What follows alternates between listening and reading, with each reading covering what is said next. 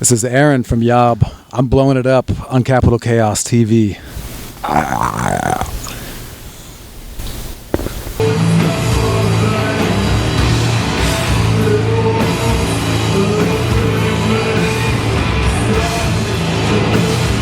New Orleans? New Orleans. New Orleans? New Orleans. Is that how it's pronounced correctly? It depends where you're from, I guess. I say New Orleans, and maybe that's an Oregon thing. I said New Orleans. New Orleans. I've heard New Orleans. Nolans. New Orleans. That's how my girlfriend says it. She's a New Yorker. How do you like that weather that they have over there? That humidity. Ooh. It's chewy. It's too chewy for me. Yeah. I'm used to a little more moisture. Aaron, you're originally from Oregon? Yes. Albany, like down in the valley, Albany, Corvallis. I live up in Portland now, about an hour north of there. Very cool. Yeah. This is Zoran Theodorovic with Capital Chaos TV, and we have Aaron from YOB here at Harlows, right? That's right. Harlows, baby. And YOB, this is the first day of a little European jaunt, correct? Actually, American, U.S. jaunt. Oh, okay. European, we're going next month. Did I say European? Yeah. This is cool. This is the first day of a short American run. Yes, correct. First day one. We stayed a night in Chico last night in this like Airbnb. It was a 14 bunk bed, cool little spread, kind of like, I guess it's a church sometimes. It's like a hostel, like a church hostel. Okay. It was cool. How were the beds? Each one had a different patterned comforter. My bed was very comfortable. It was like a twin mattress with a kind of a very seasonal, like an autumnal spread, psychedelic autumn spread. Yeah. The hostels that I've been to, the beds have been like straight out of prison. Have you experienced horrible beds at hostels or hostels at all? Yes, I've had bad luck myself. I've slept on a few cots in hostels, so it's like kind of military style, you know. There's like you laying on like a sheet that's on top of a cot, and it's better than concrete, but not that much better. Not that much better, because the ones that I've been into have been at great spots, but the beds and the pillows, I can't sleep. So it's almost like you're not getting any sleep. You're not getting any sleep. Yep. You just turn over to one side, fall asleep, wake up, turn to the other side, fall asleep, wake up. Yeah, I know that dance. So, doom metal, is that still an accurate term to describe the music of YOB? More so than not, yes.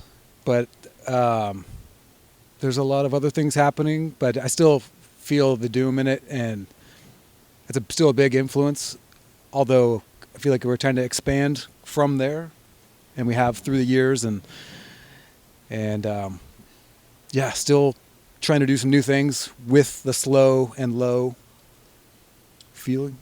Are you able to step out of that box? Will your fans come with you out of doom into whatever you've progressed to? I think they have. I mean, we kind of have been doing more of the ballad kind of thing, like on the new record, like Beauty and Falling Leaves or Our Heart, a little more like the soulful, big ballad, but crushing thing. And I think people have accepted it. So that's where we've been kind of expanding more, and who knows where we will go in the future. But so far, the places we've gone, the people who are into YOB kind of accepted that. Have you, as a fan of music, been disappointed by some of your idols who have progressed, maybe gone too far or whatnot? That's a great question, man. Sometimes yes, and sometimes no. Like the Melvins, they keep doing new things, and they did through their whole period, and it never bummed me out. I was always like, that's just what they do. And Boris is another good example of that. King Crimson, you know, they were kind of before my time, but listening through their arc, that never bummed me out. But then you got Metallica, where it was a very big departure, and it was not it was a very hard transition for me to take. Yeah, hard to think of examples. I guess it just depends on the band. Yeah, and where they go. Right. Where they go is important. Yeah. How I'm sorry.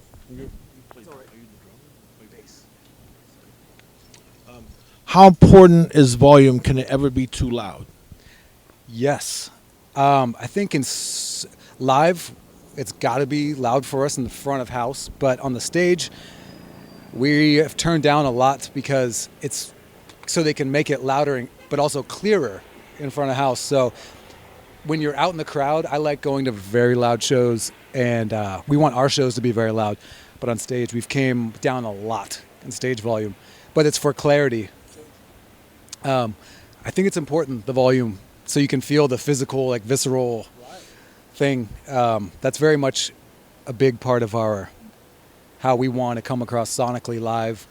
And a lot of the shows I enjoy do that.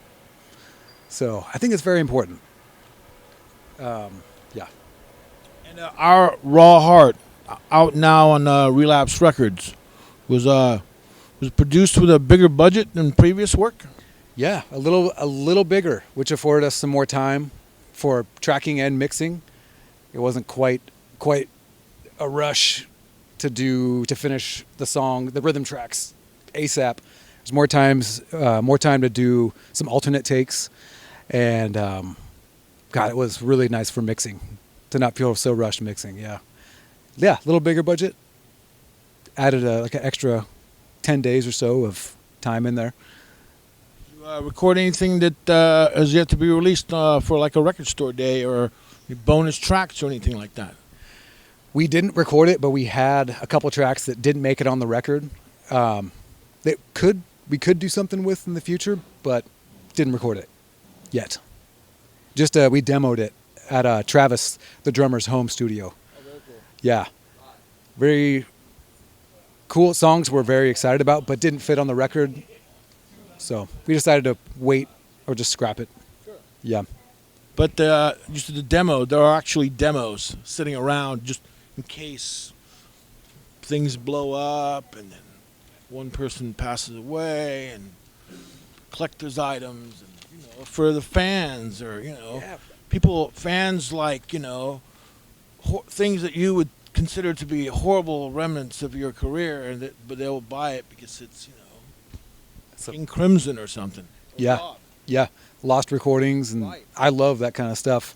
I think we didn't want to forget any of the parts we were doing, so that's why we recorded it. And getting it ready for the studio, because we planned on recording it, as we went in, but we decided to cut it kind of while we were in there before we even tracked it.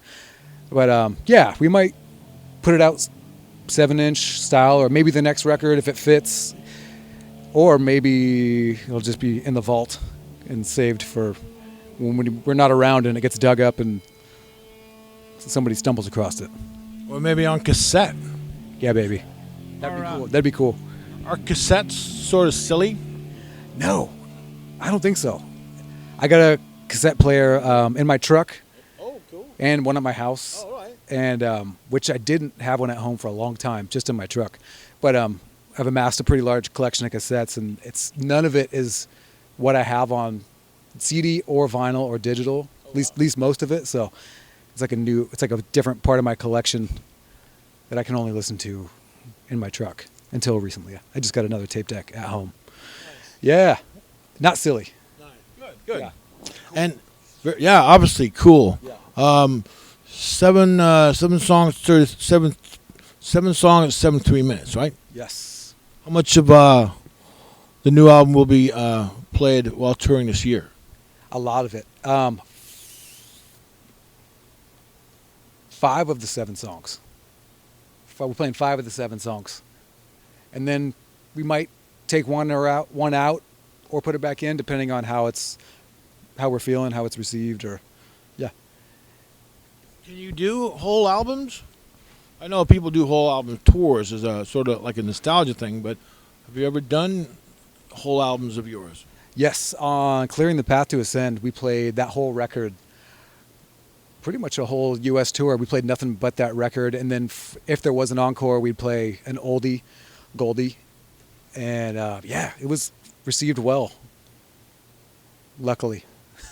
That's dope. That's nice. It's nice that that it was received well. Yes, people weren't bummed out that we weren't playing Jesse's Girl or the classics, you know. What is your Jesse's Girl? Uh, What is your Paranoid? her name is Carlin. Oh, my Paranoid for YOB? For Yob. For YOB. Ooh. Can't you leave the building without playing?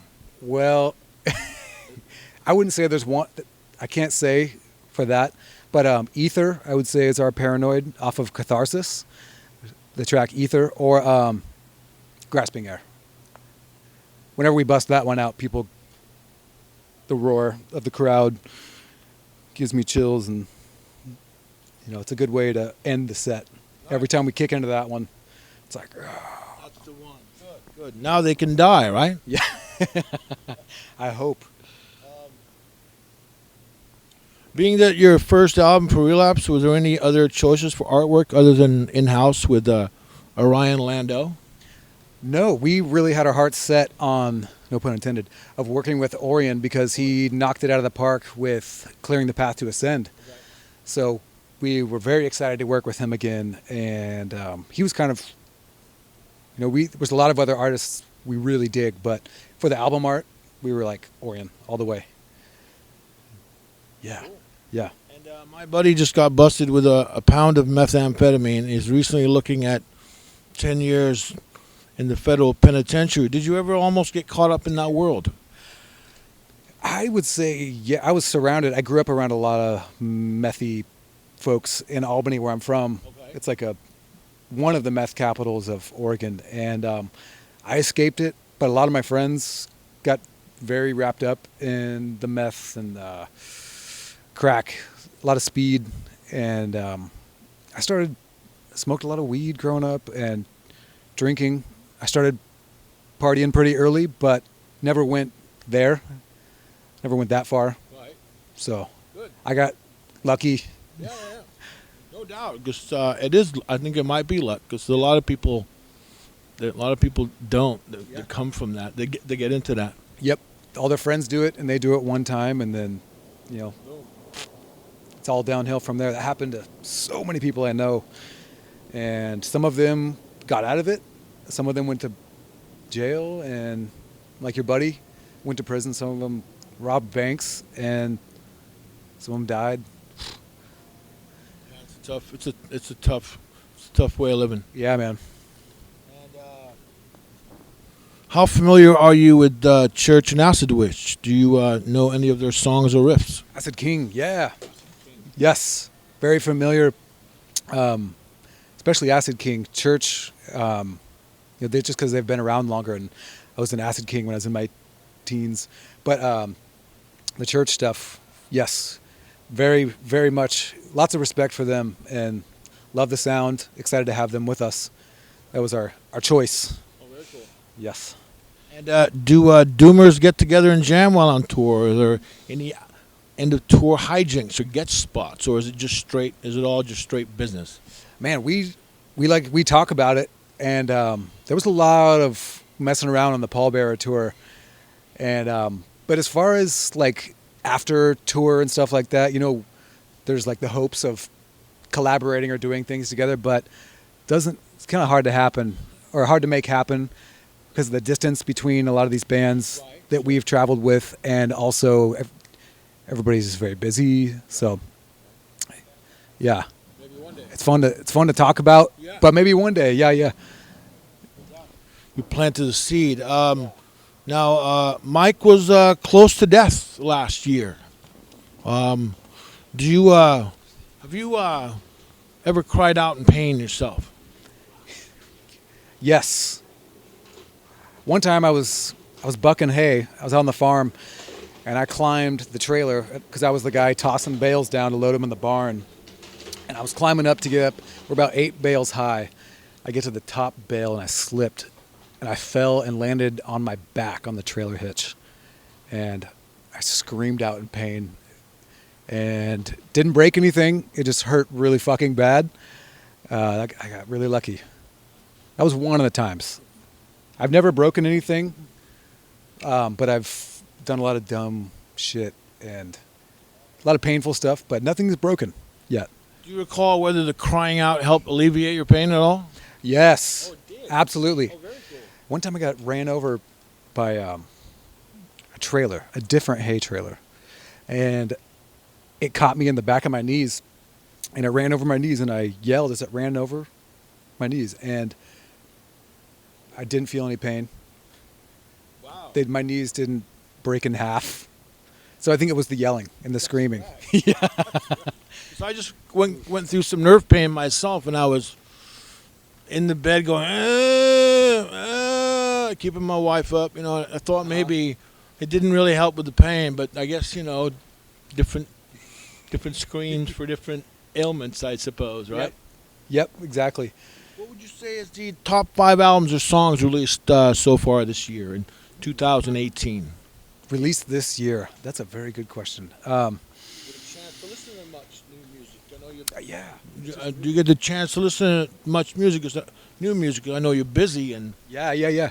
It's just hard to recall. Let me think about that. Maybe not released this year. What is registering a room in your brain musically? Oh, Nemesis Divina by Satyricon. I've been revisiting that, listening to it a lot. Also, Suffocation, Pierced from Within. I've been going back to that again. The new Morbid Angel, I was impressed with. And listen to a lot of death metal, man. And I'll have to think about that. I'll have to get back to you. We'll get back to it. Yeah. And what does and finally, what does music mean to you? Ooh. To me, it's the most emotionally responsive, like the quickest, most immediate emotional feeling and response. And yeah, it's something that I have to listen every day, and it's kind of the most emotionally giving medium in my life, I think, is music.